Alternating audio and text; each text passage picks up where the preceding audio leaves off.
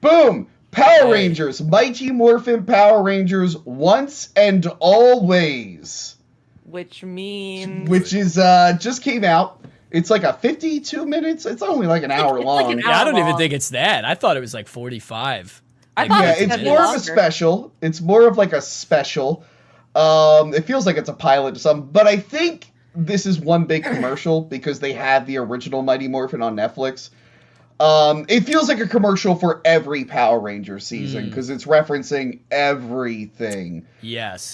Joey, did you grow up with Mighty Morphin Power Rangers? I grew up with Mighty Morphin Power Rangers and Power Rangers Ninja Storm, and there were references to Ninja Storm in it, which is my favorite one. I loved it.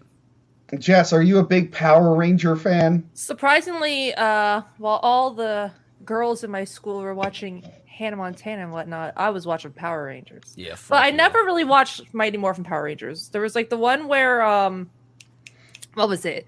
They were like the police force.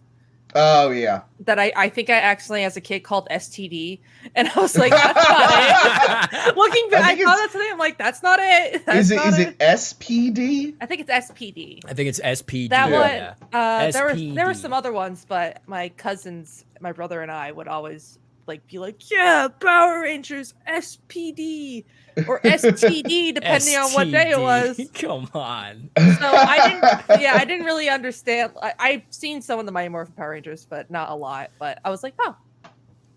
Yeah, I thought this was going to be like really campy because as an adult going back and watching Power Rangers that I used to watch when I was 10, I was like, there's no way this is going to be decent. But it was everything that I remember about how cool Power Rangers was and all the action fight sequences and all the moves and all the special effects and all the goofy costumes.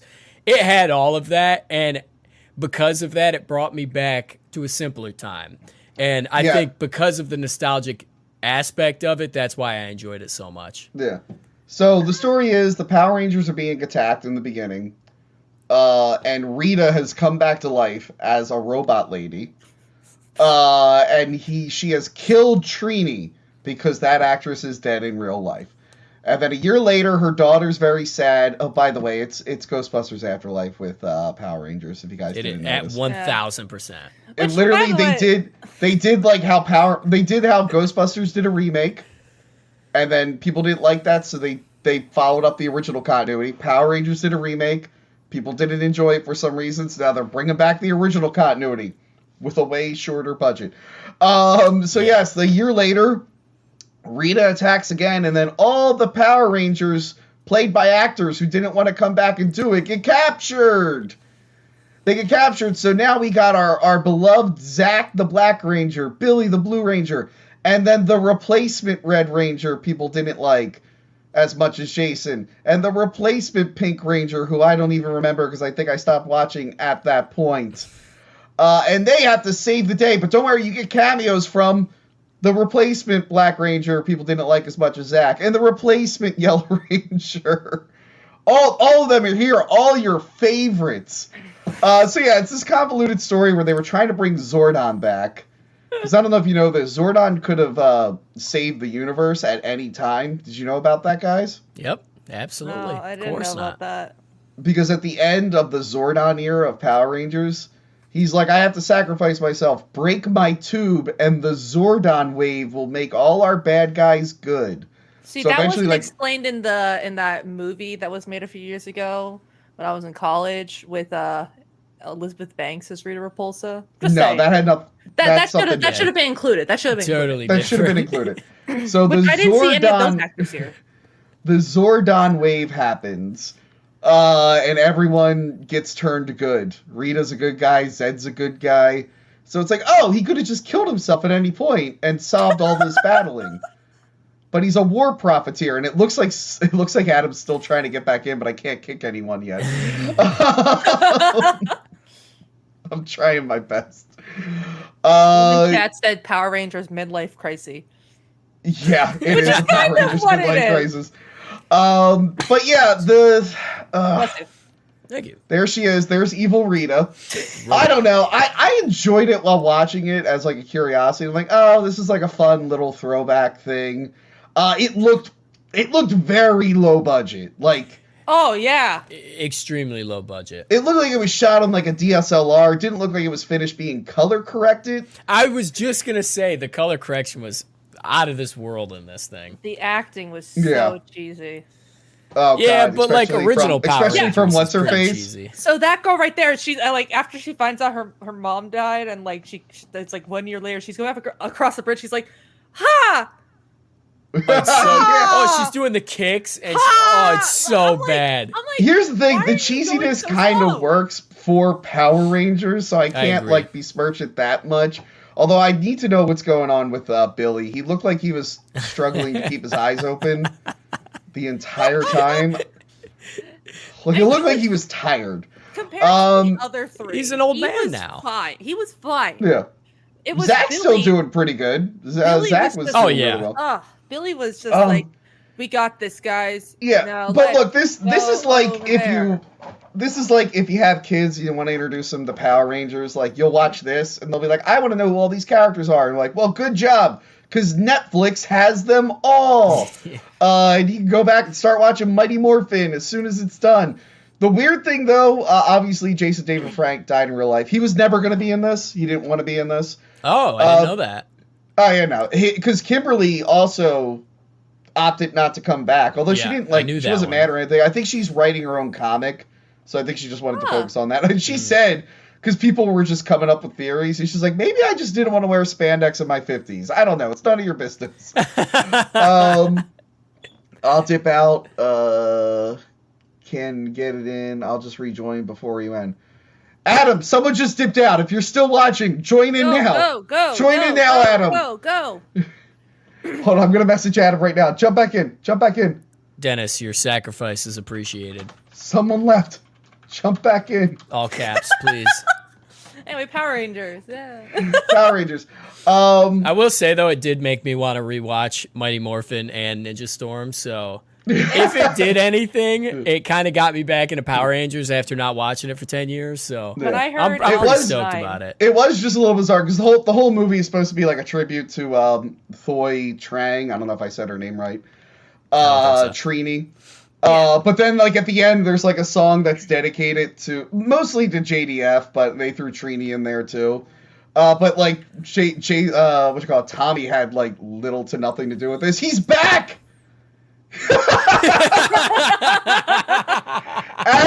Adam! So, silence me, huh? Adam, silence me, Aquafina? You froze and got kicked out. Adam, did you know that I could pay $99 a month to have 15 people on screen? They just keep making new tiers. They're like, give another one. And then I'm gonna figure out what to do so this doesn't happen again, because this is an issue now. But yes, we will bring you back, Adam, because we're talking about Power Rangers, and I don't think you saw it. That's hot trash. I don't need to be on this. Adam, have you ever seen a Power Rangers movie? I saw The Only Thing That Matters, which was that amazing film from a couple years ago, the gritty Elizabeth Banks film. Yeah! Oh, yeah. Featuring My Krispy dad Kreme. and I loved it. Yeah, no, that movie sucks. The Power Rangers Krispy sucks. Kremes. All right, we'll bring you back in a minute. Thanks, like Krispy Kreme. She goes to the restaurant. She's like, "This is where it is." Also, a dozen donuts at Krispy Kreme, and she looks into the camera.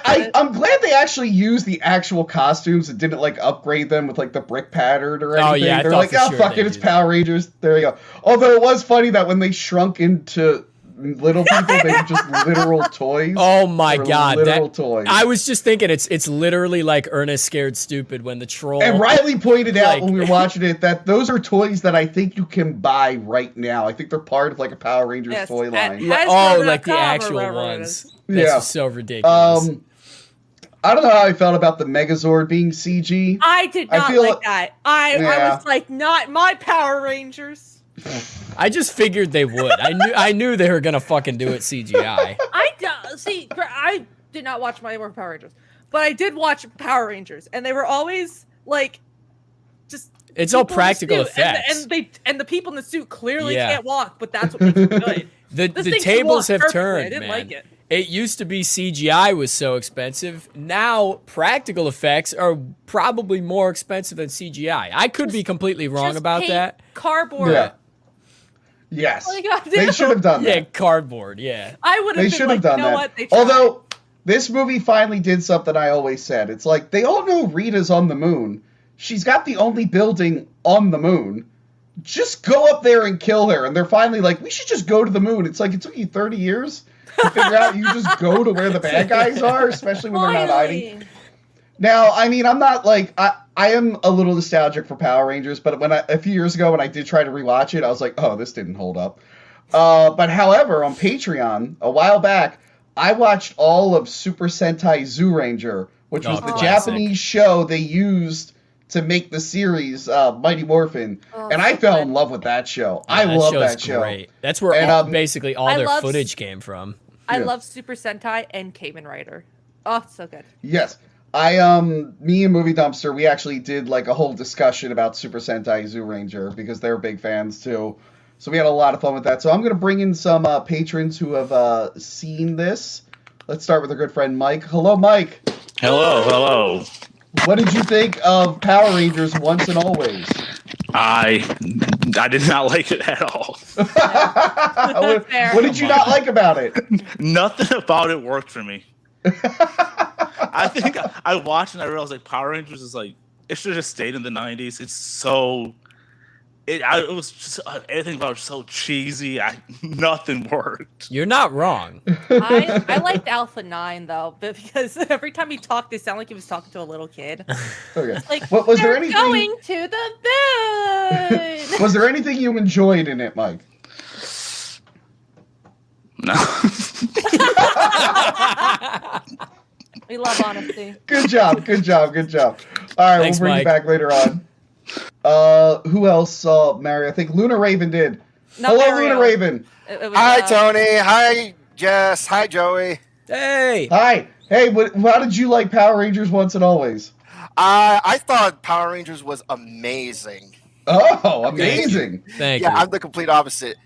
And I really enjoyed the story of how it took, like, it was just cheesy enough to consider it to be Power Rangers, but it had such a very, very serious tone. Like, very rarely has Power Rangers ever dealt with death as a concept. Yeah, if anything, that's one thing I think where the movie might lose people because it is a little serious. Although I did enjoy that they're not on network TV, so the Power Rangers could actually stab and shoot people because they always have those weapons and they kind of dance around it. They're like, nah, you can just stab it. They even commented on one point. They're like, wow, that was hardcore. Yeah, and they're like, they're not running toy ads on this special, so we can be real violent. Yeah, even at the end, Rita's like, I'm gonna kill you! And I'm like, they shoot her in like the face. Oh, yeah, like, that blows her away. Billy out of Ranger Shoot just straight up shot her like a few times with his blaster. Which is something they did in earlier episodes, and I think parents started complaining, so they started cutting around it. Parents need to grow up.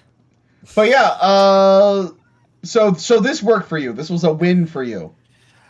There were definitely more positives than negatives. I didn't like that the Megazord battle sequence was all CG because they went through all the effort of making the lizard robot a practical suit, but in the end, when he just grew giant, they just switched to CGI.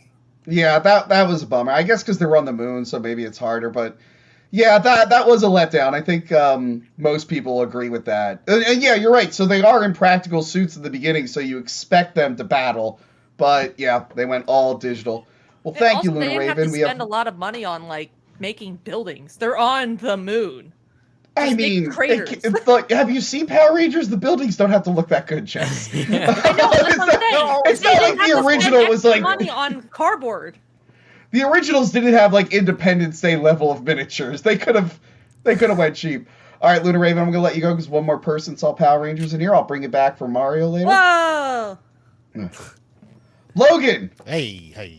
What did you think of Power Rangers?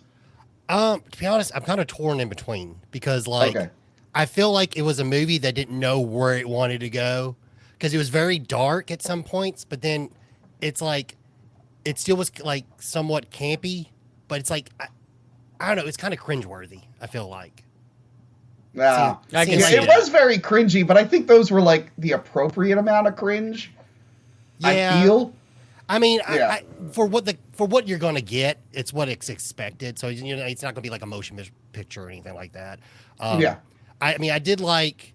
I mean, the practical effects were very nice. I mean, those were really well done, and I like the suits. But is it just me? Or does it feel like they were all wearing neck braces? Their necks were No, super okay, thick. yeah. So the original, like the Super Sentai, didn't have those thick necks. Mm-hmm. But I feel like when the American actors wore the suits, for some reason they had like white neck. I don't know what happened between suit, because like a lot of times when they ship those suits to America, stuff would happen.